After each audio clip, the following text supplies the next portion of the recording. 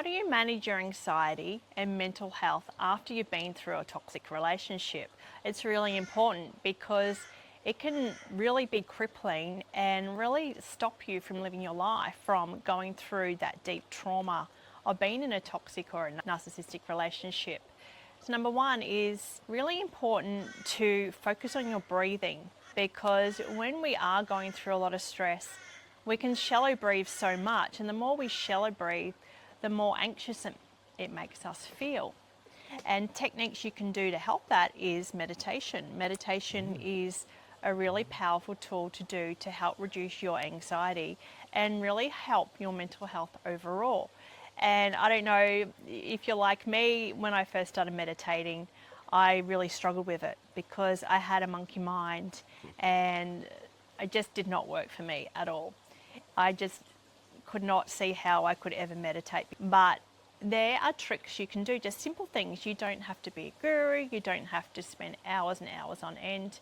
It's just about techniques to quiet the mind and to start off just with a short amount of time. That's what I found worked for me, like even 1 minute, a minute and a half, and increase it more and more.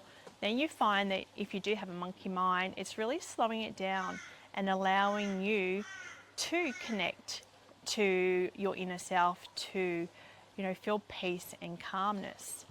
100%. Meditation is great to create discipline in your mind, discipline from negative thoughts. That's why I do it, because in my narcissistic ex-relationship, the first thing I did is go within. And that's the beautiful part, isn't it? We go within to heal and to assess what we've done wrong, how we can heal and not make the same mistakes. So you need to go within, and that includes things like meditation. It includes like just really focusing on becoming a better person, letting go and surrendering the pain that you're hanging on to, and knowing your worth, knowing that you are worthy of love and you're worthy of creating a beautiful life and to move forward. Because remember, there's an old saying, if you're not moving forward, you're dying. So even if you're standing still, you're not moving forward. So it's really important to always gravitate towards healing, expanding and growing, and that will help you on your healing journey. Because when you know you're moving forward, there's less anxiety because you know that you're on track. You feel like you're in control of your life. And another thing to do is appreciation exercises, because when we've hit that absolute rock bottom and we feel like there's no fuel in the tank, so to speak, it's important to really appreciate the things we do have, because we can really feel that we have nothing to look forward to and feel like we have nothing in us at all. So appreciation, for example, you start off small. What do I appreciate? It can be having clean water to drink, a roof over my head. You have food to eat, fresh air to breathe in, because there's so many things we take for granted each and every day that other people in other countries don't have. So start off with things like that and then increase it more. What else is it? Appreciate, you could have some good friends, good family, appreciate the kind person you are, appreciate the beautiful soul, things you do, how you love, how you give, appreciate, could be anything. For example, it could be appreciate that, you pay your phone bill so you can communicate with people instead of coming through from an energy that, oh, it's another bill, it's another expense. Appreciate that you have a phone that you can call people to connect with them. Appreciate the simple things, isn't it? Because just think about this. When you're in this situation, we've all done it, so we're not being hypocritical because we've been through that. But what's quite interesting is when you're in that pain and trauma from a relationship, it's like the whole world's about to cave in. It's actually not. It's our ego getting a battering. Oh my gosh, I wasted all this time and my life's going to end. Oh my gosh, who's going to want to love me? Oh my gosh, I felt this, I felt that, I felt this. If you rewind a little bit and go back to the basics and just think, okay, well, like I said, appreciate that I'm living. I've got beautiful children. Appreciate all those things, because that's what life's all about. It's very easy to get swept up that life is all about love and relationships, because it's not. It's not about, are you with a narcissist or are you in a happy relationship? That's just a symptom and an experience of the life that you choose or have chosen. But in the day, wind it back. Like, life is about the essence of being happy and content and growing. That's what it is. And if you're being distracted with wrong relationships and feeling upset, well, then you're looking outside of you to find happiness or to search for answers. It's all within you. And this is the discipline. It's easy to talk about this, but we've all done this. And we need to really just be very disciplined and say, you know what, it doesn't matter. That was the past, I'm moving forward now. And that person or thing or those people aren't going to define my happiness. Only I will. And I'm now going to create a new life on my terms. That's the best way, because when you do that, you don't have anxiety. You're healing, aren't you? You're in control of your life. And let's face it, the majority of all of us are not in control because we're always looking outside of ourselves. And another important technique to remind yourself is that you can't control what other people say and do, but you can actually control the way you react or you don't react. So that's when we give power back to ourselves. And that's really important, because if we're constantly getting hurt by other people and taking on what they say, we're giving our power away. And, you know, happy people don't want to bring other people down.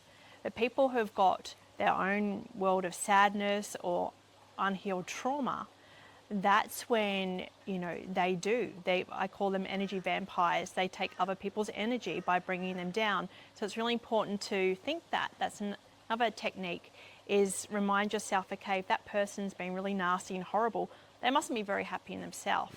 So remind yourself, okay, well, I can't control that person, but you know what? I'm actually going to not take it on in my energy that it's something I've done or I'm a bad person. So that's another really important technique to do. Don't take it on. And remind yourself that, you know what, can't control them, what they say or do, but I can control how I react or don't react.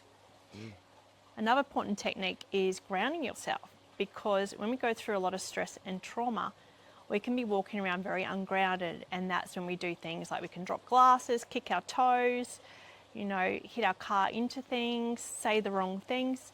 So it's important to make sure you're grounded. And a technique that I like, and then Scotty will share his technique as well, is I like to just stand out under the sun and really feel the rays of the sun going through my third eye, going down through my body, lighting my body up, and then it's like roots of a tree are coming up through the soles of my feet, really grounding me back into Mother Earth.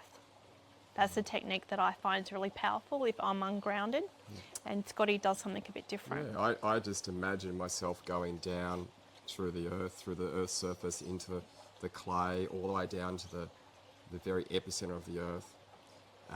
And then I visualize myself going back up again. And as I go back up, all the dirt is then neutralizing and grounding, getting rid of any negative energy, negative emotions. And I come out up and I pop my head up through the earth's surface, and then I sit where I am, wherever I may be.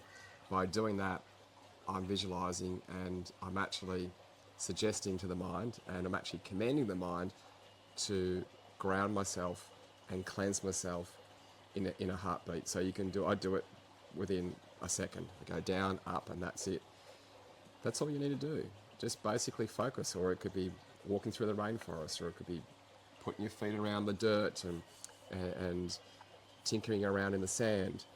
Any way that you can do to make sure that you're grounded, because if you're not grounded, well, then it's very difficult to heal. And something else which is important is we can get so busy. We can overwork, we can get overexhausted. It's really important to allow yourself to have time out, even if it means you have to have a sick day so you can catch up, because if not, you'll get more burnt out and you'll find you'll have more time off work because your body is depleted. So it's really important to listen to your body so that you do take the time out and make sure you have that time out. It may even be 1 hour, it may be a day, whatever your body needs, so it doesn't hit that crashing point as well.